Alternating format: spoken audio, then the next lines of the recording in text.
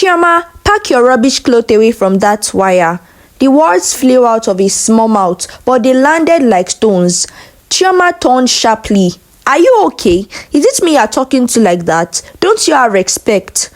10-year-old Chiamaka stood with her hands on her waist, her tiny braids shaking as she eased. I said pack them. My mommy wants to dry our clothes there.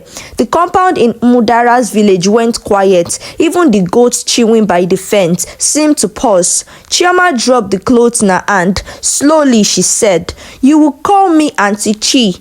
Chiamaka rolled her eyes. Your name is Chioma, and I will call you Chioma. And that was how almost every trouble in the compound began, with the small but sharp mouth of Chiamaka.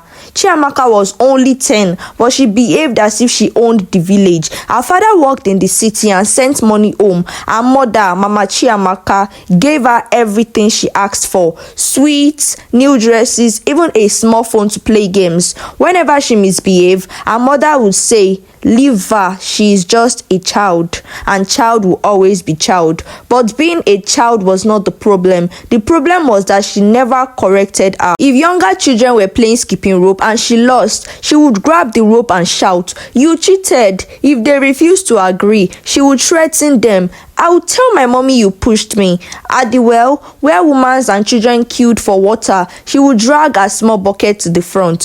When a teenage girl told her to wait for her turn, Chiamaka snapped, Shift! You are not my mother. One hot afternoon, Mama Ebere was roasting corn by the roadside. The smell filled the air. Chiamaka walked there and she pointed at the corn and laughed. Why is it black like charcoal? Mama Ebere smiled patiently. It is roasted well, my daughter. Chiamaka shook her head dramatically. Even our dog will not eat this. She laughed. Later, when Mama Ebere told Mama Chiamaka, expecting her to correct the child, Mama Chiamaka fled up. She is just 10 years old. Must she lie? If the corn is burnt, then it is burnt. The woman walked away quietly. Days passed and the small insults continued. One evening, Papa Okeke, who was over 70, was walking slow past their house with his stick. Chiamaka and her friends were playing, and they mistakenly hit the old man. My child, be careful, he said gently. Instead of apologizing, Chiamaka frowned. Why are you walking in the middle of the road? Can't you see we are playing? The children stared at her in shock. Pa Okeke's voice was soft. You should say sorry. She crossed her arms. Sorry for what? You should watch where you are going to. When the old man reported to her mother, Mama Chiamaka defended her again. She did not push you. It was an accident. Why are you shouting at a small girl? But something happened that made the whole compound tired. During the dry season, water became very scarce. Everyone depended on one deep well. That morning, many women and children were already there before sunrise. Chiamaka came and saw a lot of buckets. I am not waiting, she declared. She pushed her small bucket forward, knocking aside other child's buckets. Water spilled. The owner of the bucket, a quiet girl named Amara, began to cry. She had woken up very early to fetch water before school. An old woman held Chiamaka's hand firmly. Go to the back. Chiamaka struggled. Leave me, I will tell my mommy you beat me. And of course, when she got home, she twisted the story. Mama Chiamaka stormed to the well and accused everyone of bullying her daughter. The elders were called. For the first time, they warned Mama Chiamaka seriously. Your child is growing without boundaries. Today, it is small things. Tomorrow, it may not be small. Mama Chiamaka felt embarrassed, but still refused to accept the truth. One day, a respected elderly woman named Mama Udo moved into their compound to stay with her son. She was known for her discipline and wisdom. One bright afternoon, Mama Udo washed her clean white wrappers and spread them carefully on the line. Chiamaka ran out with a wet uniform in her hand. Who filled this place? She shouted. Nobody answered.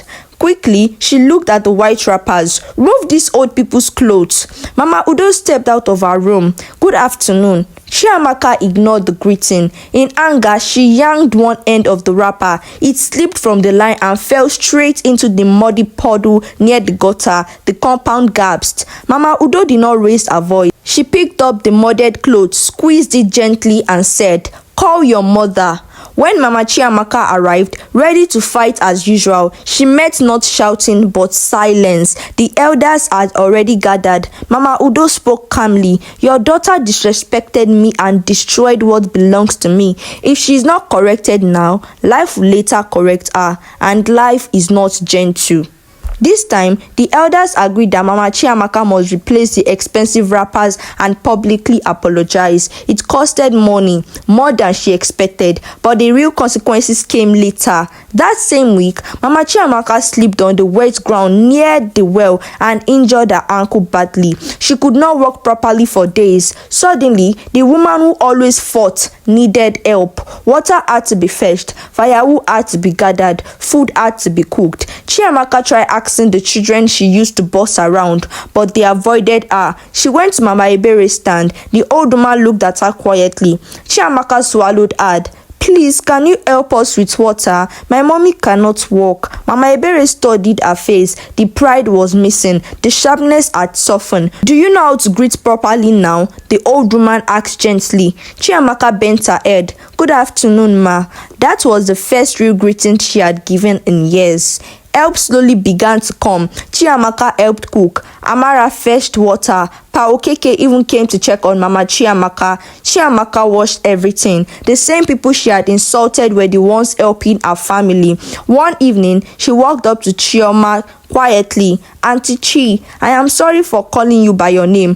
Chioma smiled faintly. Good. Let it not happen again. From that day, the change was slow but real. She queued at well. She greeted elders properly. She stopped mocking people goods in the market. She was still 10 years old, still playful, still stubborn sometimes, but she was no longer cruel. And Mama Chiamaka learned a painful truth as she sat with her banded ankle. If you refuse to train your child when she is small, the world will train both of you when she grows. In Umudara's village, people still remember the little girl with sharp tongue, but they remembered even more the day she finally learned the respect. That respect is not about age, it is about character, and that lesson changed her before it was too late. The end. The moral lesson of this story is always respect people, because one day you may need the same people you once looked down on. Thank you so much for watching. I know you found this video interesting, amazing, and informative. Please don't forget to like, share, and subscribe to this channel for more interesting and amazing stories. Bye, and I'll see you in my next story.